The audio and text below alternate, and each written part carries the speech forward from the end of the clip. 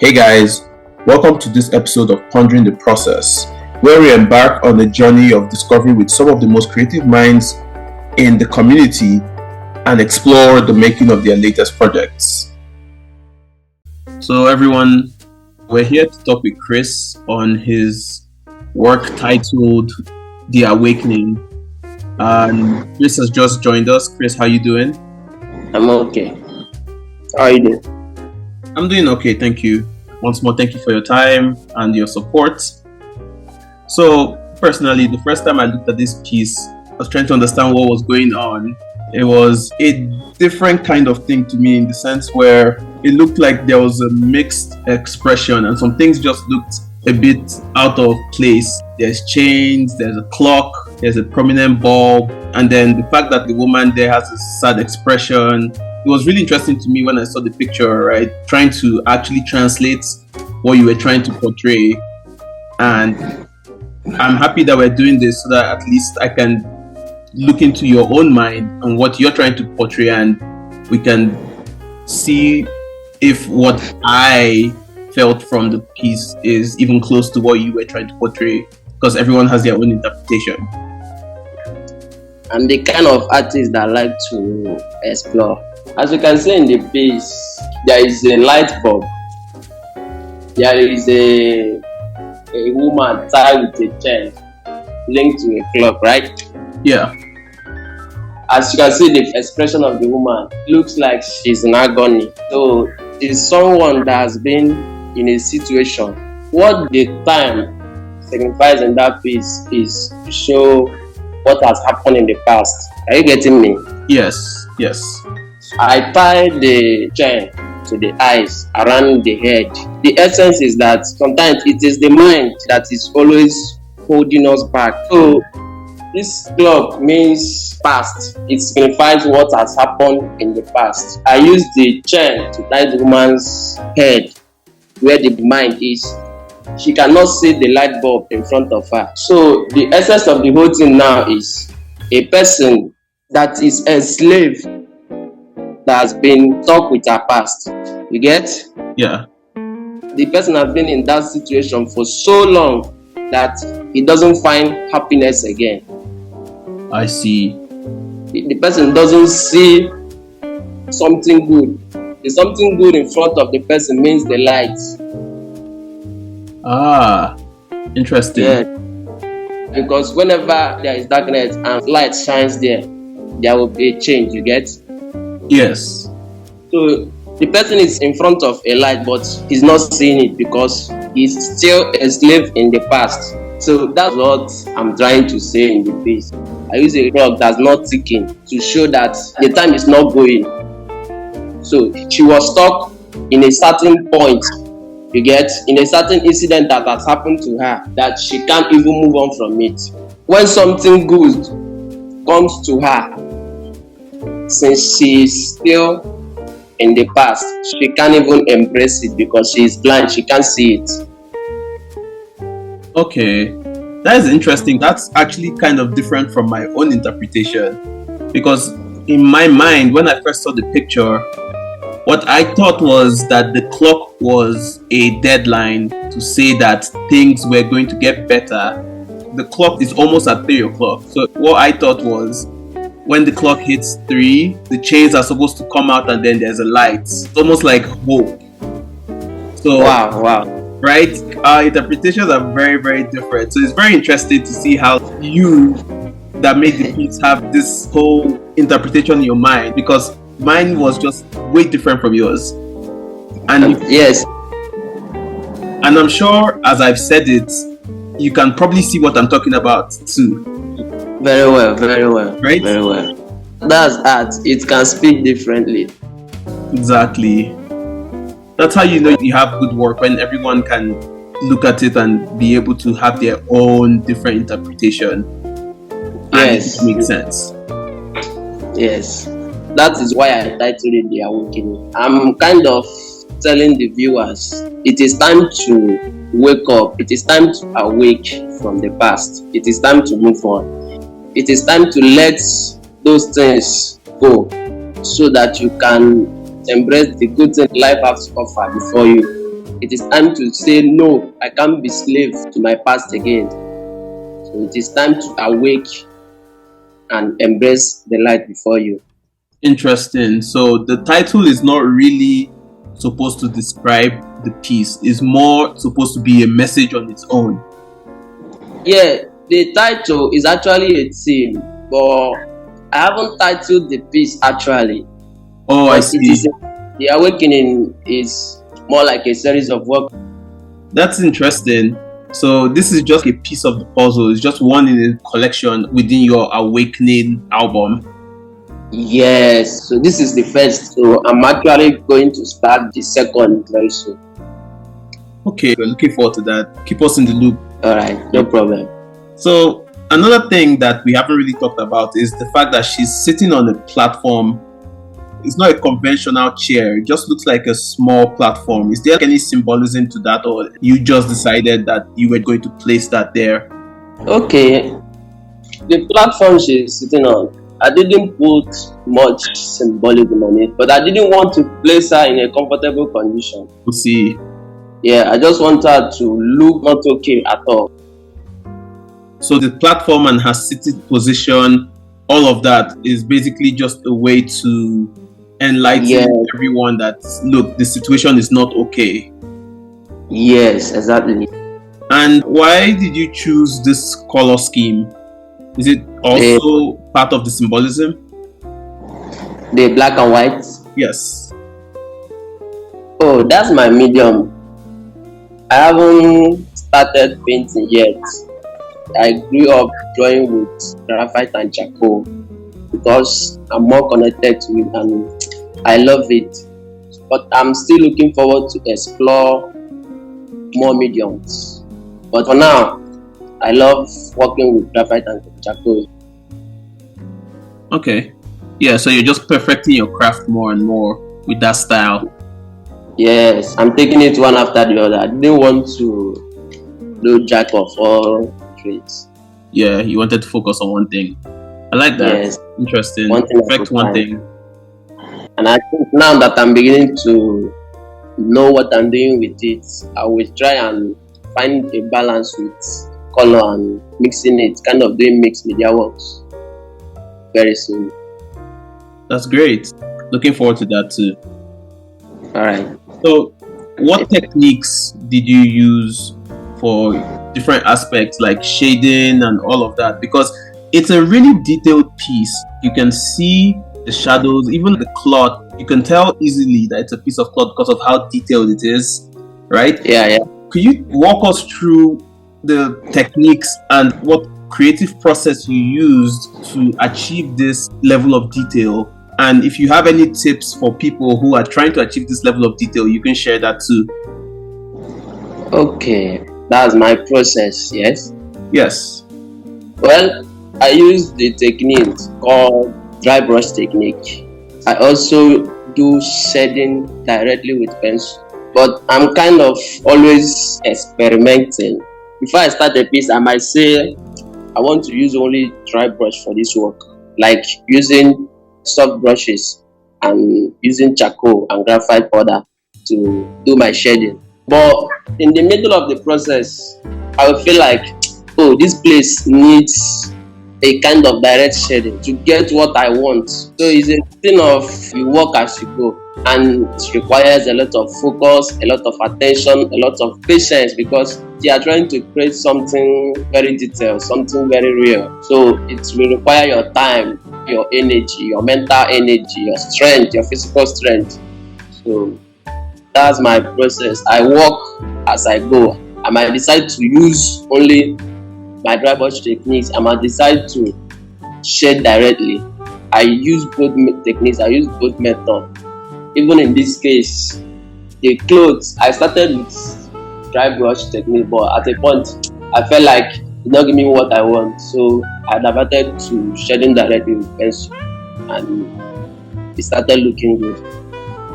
I see. So if you don't mind me asking, how long did this piece take you? Okay, I think it took me a month. like you said, patience. It's the level of detail, like I mentioned before, and knowing that you took you a whole month to do that. That makes a lot of sense, right? Yes, Especially yes. considering that you just mentioned that you use pencil shading for the cloth and Yeah. nothing else, right? Just pencil shading. Yes. So that's amazing. You've done great work, honestly. Thank you. No problem. I love it. So Thank you. next thing I want to go into is how your own personal experiences and emotions actually influenced your work. Because this one, The Awakening, is a Yeah. whole collection. How have your own personal experiences affected what you did with that title to bring this piece to life? That's actually an interesting question because it's actually a kind of personal experience that triggered me to create most of my work. This particular work was because of a heartbreak I had. I still find myself going back to the person that broke my heart. So at the end of the day, I ended up being broken again. During that time, I think there might be better encounter that I've had with other people. But for the fact that I'm still going back to what has broken me, I didn't want to heal. I'm still going back to it. I couldn't see some good things in front of me, yet Yes. some good people that came my way. And also, it has happened to some of my friends. When it happened to me, I wasn't moved to create a piece that much. But when it started happening to some of my close friends, that was when I was moved to create the piece. It's part of what I have passed through, what some of my friends have passed through. So that whenever I look at it, I will tell myself, you see why you created this piece, don't try it again. Like a reminder. Yes. You put your collective emotions and experiences of your friends and yourself into this one piece. That's interesting. Yes. That's why I want to make it a series of work. I don't want it to be one. Yeah. Because I need to keep passing the message in different ways. That makes a lot of sense. Okay. You've mentioned that you're about to start working on the next part of this collection, on the next phase, right? Yes. And you also earlier told us about how you want to start introducing mixed media into your work. Yes. Do you have anything else you want to explore that you would like to share? Well, mixed media is not only about mixing colors. You could actually do collage. You could actually do drawing on the canvas using coffee. So I'm looking forward to trying and exploring other things in my work, but not coming to this my next work. Maybe after this series, I will try and divert to full mixed media work. That would be interesting. Would like to see it for sure. Okay. And I have just one more question. And this is regarding our app, Udo Creatives app. You've been one of our long-time supporters back when we didn't even have an app, when we were just a small website to ask people to sign up. And in the last month, we've done some major updates, which is why we're doing this soft launch. And a reminder, we're trying to create a community of creatives. One of the aims is, for example, Instagram and Twitter and all those other social networks. And they want everyone to be an influencer for you to be seen. We don't want people to have to be influencers. We want people to focus on creating, right? Yeah. And then you can just post your finished work. You can post glimpses of your work. You can ask questions. So, for example, all these things I was asking you, like, oh, can you give me a tip on how you shaded this? Someone can actually go to your post now and respond to it and say, hey, can you give me a tip? You can also talk to the entire community, right? So we're trying to create a whole creative community where anyone who wants to start their creative journey already has support. All right. So what do you think about the Udo Creatives app? I've always loved a community that supports young artists. So anything they are doing, I would like to support in my own little way, either by sharing or telling people. So the app is very, very amazing. When we started, we don't have this kind of opportunity. So you doing it now will be a gateway for other people to access information easily. So I think it's such a great thing to do. Thank you. Do you think there's any feature you would want to request or something you think we can improve? Or do you want to explore more and then give us feedback later? Okay, I don't know if you can do it. It's kind of a suggestion. Those creatives that put their work out there, some of them are looking for a way to reach out to collectors or galleries to be able to showcase and sell their works. And so if there's anything you people can do to help creatives to get out there, so it will be very, very awesome. For sure, because we're all about showcasing. So I'm happy you mentioned galleries, because one of the things we're working towards is partnering with multiple galleries. I'll tell you something, we're bringing out a new feature called events, where people can put out events, right? We're also bringing out a feature where you can get access to galleries. We're trying to get access to multiple galleries. Okay. So that not only is anyone else who has the app looking at your work, we're trying to make this a hub where everyone that's interested in creativity, from galleries to collectors to enthusiasts, everyone can look at it and discover people. So we are actually looking on partnering with a bunch of galleries and art houses, sip and paint, all those things. That is on the agenda. So thank you for mentioning that actually. Yes, it's very interesting and it will be very, very awesome, and it will attract more people to the app because there are some great talents here. What they need is that exposure. I think it will too. So we're even working on getting more funding too, so we can speed this up. Because what we want to also do is we want to set up multiple studios in multiple locations so that people who don't have the right tools can be able to just come in and immediately have access to the right tools to start. But we need funding to make that a reality. So we're working towards that too. It will be nice. You guys are doing very, very marvelous job. This is actually my first time of speaking about my work publicly, so it's kind of an honor for me. It's an honor for us. For other people to see and listen to my work.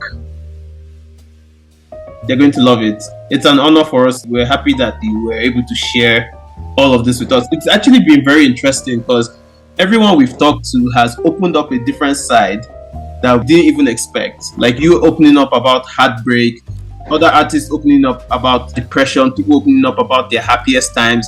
It's been very therapeutic. Yeah. And I'm happy you guys are able to share that with us. And yes, we're going to make sure that more people get the opportunity to showcase like this for sure. So thank you for all that. Thank you. Yeah, so I guess before we end, do you have anything you'd like to share with the audience, or are you satisfied with where we are? What I would like to share with the audience is for them to keep supporting creatives in any way they can, either by sharing their work, by supporting them through words, by buying their works, in any form they can. They should keep supporting creative and never look down on their craft. Very key. That's so key. Keep supporting and never look down on anyone. Yes. Yeah. Because I've noticed that people don't realize that everyone has different styles. Some people are into realism, some people are into doodling, some people are into sketching, some people are into collage. And I feel like the public needs to understand that everyone has their own style. Very well, yes. It's actually a problem in the art world now. There is a lot of stigmatization in the art world where they tell you what to create so that you can sell. So it's actually a very big problem now. Yes, don't worry, we're combating that too. We'll make sure that everybody gets seen. All right, we will be grateful for that. Yeah, thank you so much, Chris. So everyone, this was Chris with part 1 of the Awakening collection. It's not titled yet. Hopefully he comes up with a title soon and lets us know. But no rush, obviously. Well, thank you for your time. Thank you for sharing everything with us, and have a great rest of your day. All right, thank you very much. Thank you for the opportunity, and thank you for your time too. Thank you. All right, see ya. Bye. Yeah, bye.